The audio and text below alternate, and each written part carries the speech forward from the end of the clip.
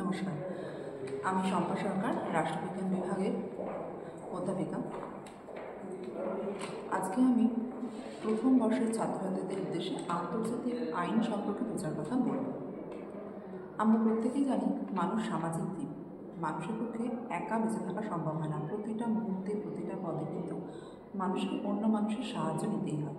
ঠিক তেমনিভাবে একই রকমভাবে একটা রাষ্ট্রের পক্ষেও কিন্তু এককভাবে চলা সম্ভব হয় না, অন্য রাষ্ট্রের সাহায্য তাকে নিতেই হয়।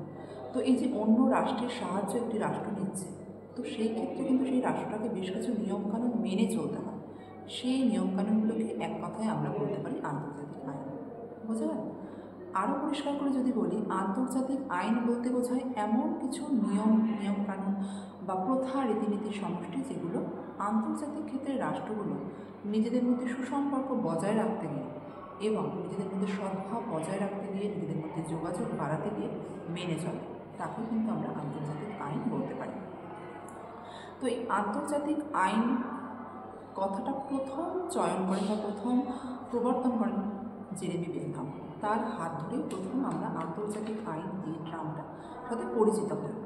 পরবর্তীকালে ঐতিহাসিক ক্ষেত্রে, আন্তর্জাতিক ক্ষেত্রে এবং নৈতিক সামাজিক ক্ষেত্রে ধীরে ধীরে আন্তর্জাতিক আইন কথাটা কিন্তু বিকশিত হতে থাকে। আন্তর্জাতিক আইন ধীরে ধীরে এগিয়ে যায় এবং গ্রোটিয়াসের হাত ধরে আরও বিকাশ লাভ করে আন্তর্জাতিক আইন কথাটা। এবং বর্তমানে আন্তর্জাতিক আইন এই শব্দটার সাথে আমরা প্রত্যেকেই কম বেশি প্রচলিত, আমরা জানি আন্তর্জাতিক আইন। তো আন্তর্জাতিক আইন প্রসঙ্গে বেশ কিছু রাষ্ট্রবিজ্ঞানী তাদের মতামত জানিয়েছে, সেগুলো নিয়ে আমরা এবার আলোচনা করব। প্রথমেই যার কথা আমরা বলব সেটা হচ্ছে, তিনি হচ্ছেন এস.জে. লরেন্স। এস.জে. লরেন্স বলছেন যে আন্তর্জাতিক আইন বলতে বোঝায় এমন কিছু নিয়মকানুন যার দ্বারা সভ্য রাষ্ট্রগুলি পারস্পরিক ব্যবহার নিয়ন্ত্রিত হয়। লরেন্স বলছেন যে আন্তর্জাতিক আইন বলতে বোঝায় এমন কিছু নিয়মকানুন যার দ্বারা সভ্য রাষ্ট্রগুলির পারস্পরিক ব্যবহার নিয়ন্ত্রিত হয়। যে প্রথমেই আমি বললাম যে একটি রাষ্ট্র কিন্তু কখনোই এককভাবে বেঁচে থাকতে পারে না, তাকে সবসময় কিন্তু অন্য রাষ্ট্রের হেল্প কিন্তু নিতেই হয়। তো সেক্ষেত্রে বেশ কিছু নিয়মকানুন তাকে মেনে চলতে হয়। সেই নিয়মকানুনগুলোই হচ্ছে আন্তর্জাতিক আইন, এটা বলছেন লরেন্স। পরবর্তীকালে আন্তর্জাতিক আইনের সংজ্ঞা আলোচনা করতে গেলে সবচেয়ে গ্রহণযোগ্য যে সংজ্ঞাটা আমরা বলব, তিনি হচ্ছেন ওপেনহাইম। ওপেনহাইমের সংজ্ঞা আলোচনা না করে কিন্তু আন্তর্জাতিক আইনের সংজ্ঞা আলোচনা করা হয় না। তো তিনি কি বলছেন যে আন্তর্জাতিক আইন বলতে বোঝায় সেই সমস্ত প্রথা, রীতিনীতি, নিয়মাবলী যা পরস্পরের সাথে পরস্পরের সম্পর্ক ও সংযোগ স্থাপনের ক্ষেত্রে সভ্য রাষ্ট্রগুলি বাধ্যতামূলকভাবে মেনে চলে।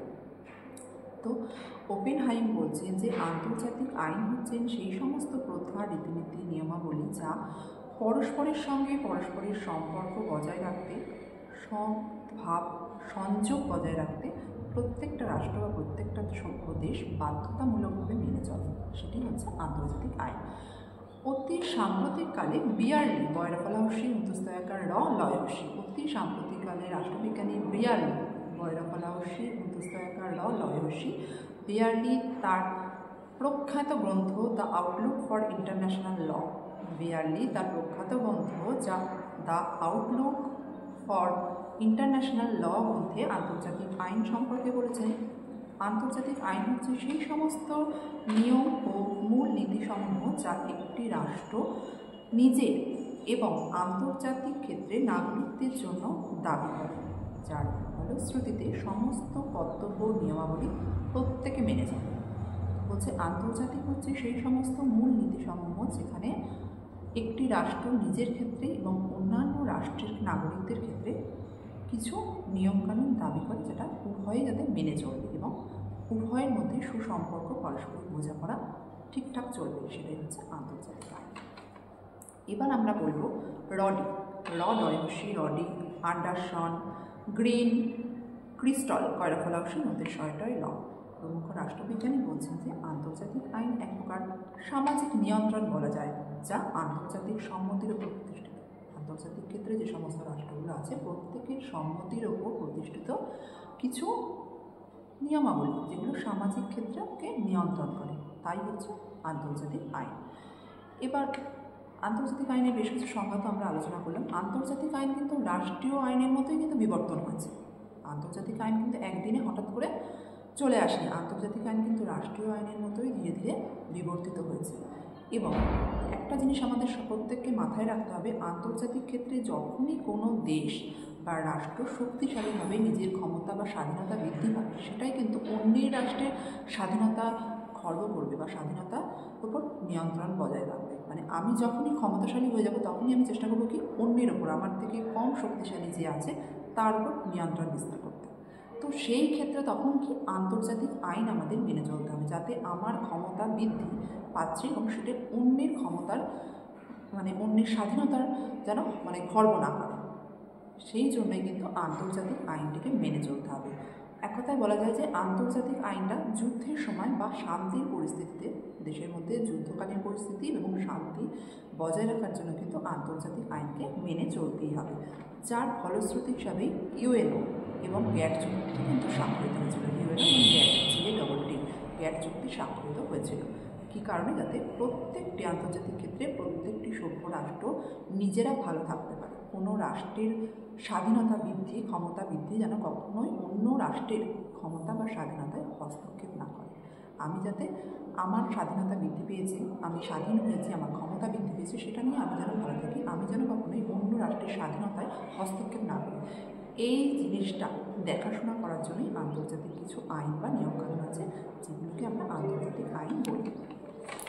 সুতরাং এক কথায় যদি বলতে যাই, প্রত্যেক সভ্য রাষ্ট্র পরস্পরের সাথে সুসম্পর্ক, সহযোগিতা, মৈত্রীর সম্পর্ক বজায় রাখার জন্য অন্য প্রতিবেশী রাষ্ট্রের সাথে যে শান্তি এবং নিরাপত্তা রক্ষার জন্য যে সমস্ত নিয়মকানুন মেনে চলে, তাই হচ্ছে আন্তর্জাতিক আইন। আবার বলছি, এক কথায় বলতে গেলে আন্তর্জাতিক ক্ষেত্রে প্রত্যেকটি সভ্য রাষ্ট্র পরস্পরের সাথে সুসম্পর্ক, সহযোগিতা, মৈত্রী, নিরাপত্তা বজায় রাখার জন্য যে সকল নিয়মকানুন মেনে চলে, তাই কিন্তু আন্তর্জাতিক আইন। ঠিক আছে, এবার আমরা আমাদের আলোচনার শেষ পর্যায়ে এসে বলবো যার কথা, অধ্যাপক পরিমল ঘোষের বক্তব্য। অধ্যাপক পরিমল ঘোষ একটু অন্যরকম বক্তব্য রেখেছেন। তিনি আন্তর্জাতিক আইনের প্রকৃতি সম্পর্কে তিনটে কথা বলেছেন। প্রথমত তিনি বলছেন যে হবস হেগেল প্রমুখ দার্শনিক, রাষ্ট্রবিজ্ঞানী অস্টিন প্রমুখ বলছেন যে আন্তর্জাতিক আইন আসলে আইনই নয়। বলছে আন্তর্জাতিক আইন আসলে আইনই নয়। কারণ দ্বিতীয়ত বলছেন যে একজন রাষ্ট্রবিজ্ঞানী বলছেন যে রাষ্ট্র স্বেচ্ছামূলকভাবে এই আন্তর্জাতিক আইন তৈরি করেছেন, মানে রাষ্ট্র নিজের প্রয়োজনে এই আন্তর্জাতিক আইন তৈরি করেছে। তৃতীয়ত কী বলছেন, একদল আইন শাস্ত্রবিদ বলছেন যে আন্তর্জাতিক আইন জাতীয় আইনের মতো, মানে একই জাতীয় আইন বা রাষ্ট্রীয় আইনও যা, আন্তর্জাতিক আইনও তাই, কিন্তু আন্তর্জাতিক আইনের বিষয়, প্রয়োগ পদ্ধতি এটা হচ্ছে ভিন্ন। অধ্যাপক পরিমল ঘোষ এই তিনটি বক্তব্য আন্তর্জাতিক আইনের প্রকৃতি সম্পর্কে রেখেছেন। তো এক কথায় আমরা বলতে গেলে আরেকবার যদি বলি, আন্তর্জাতিক আইন হচ্ছে সেই সমস্ত নিয়মাবলী, রীতিনীতির সমষ্টি যেগুলো আন্তর্জাতিক ক্ষেত্রে প্রতিটা রাষ্ট্র নিজেদের মধ্যে সুসম্পর্ক, সদ্ভাব, মৈত্রীর ভাব, পারস্পরিক যোগাযোগ বাড়ানোর জন্য বা বজায় রাখার জন্য মেনে চলে। এবং অবশ্যই আন্তর্জাতিক আইন কী কাজে লাগে না, কখনোই যাতে যে বললাম আমার স্বাধীনতা বা আমার শক্তি বৃদ্ধি পেয়েছে, আমি যাতে অন্য রাষ্ট্রের স্বাধীনতায় হস্তক্ষেপ না করি, নিজে ভালো থাকি, অন্যকে ভালো রাখি, এই জিনিসটা বজায় রাখার জন্য বেশ কিছু নিয়মকানুন আমাদের মেনে চলতে হয়। সেই নিয়মকানুনগুলোকে এক কথায় বলা হয় আন্তর্জাতিক আইন। আমি খুব সোজাভাবে তোমাদেরকে বোঝানোর চেষ্টা করলাম, জানি না তোমরা কি কতটা বুঝতে পেরেছ। নেক্সট ক্লাসে আমি আন্তর্জাতিক আইনের বেশ কিছু উৎস আছে সেগুলো নিয়ে আলোচনা করব। আজকে আমার আলোচনা এই পর্যন্ত। নমস্কার।